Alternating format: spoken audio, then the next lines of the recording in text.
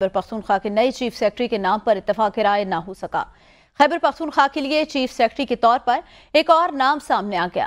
शकील कादर खान सूबे के senior bureaucrats निगरान हुकूमत ने उन्हें चीफ सेक्रेटरी बलूचिस्तान तैनात किया था। आपको बताएं, खैबर पख्तूनख्वा के लिए चीफ सेक्रेटरी के तौर पर एक और नाम सामने आ गया। अभी तक खैबर पख्तूनख्वा के नए चीफ सेक्रेटरी के नाम पर इत्तेफाक न हो सका। ब्यूरो चीफ फरीदुल्लाह मजीद बताएंगे। जी फरीद, बताएगा, अभी तक एक और नाम भी सामने आ चुका है लेकिन इत्तेफाक नहीं हो सका चीफ सेक्रेटरी के नाम पर।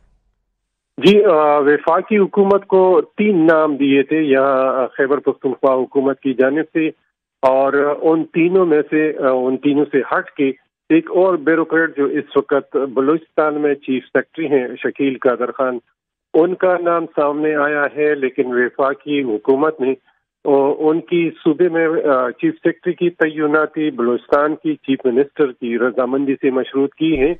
शकील कादर खान यहाँ पे पख्तूनख्वा में एडिशनल चीफ सेक्रेटरी भी रहे थे और कई अहम सूबे में भी और वफाक में भी कई अहम पोस्टों पर ये तैनात हुई थी। लेकिन जब निगरान हुकूमत आई तो इन्हें चीफ सेक्रेटरी यहाँ से तब्दील करके चीफ सेक्रेटरी बलूचिस्तान तैनात किया। उस वक्त ये यहाँ पख्तूनख्वा में एडिशनल चीफ सेक्रेटरी थे। वो फाइनेंस सेक्रेटरी भी है और फाटा की सेक्रेटरी भी रह चुके हैं। जो PND में प्लानिंग और एंड डेवलपमेंट में इनका इंतहाई कामयाब तजुर्बा था और जो प्लानिंग की थी उसके हवाले से काफी अमन और अमान कायम हुआ था as a additional chief secretary.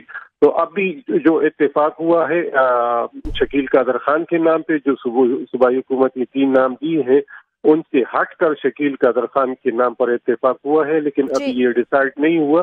Chief secretary chief minister Balochistan की रजामंदी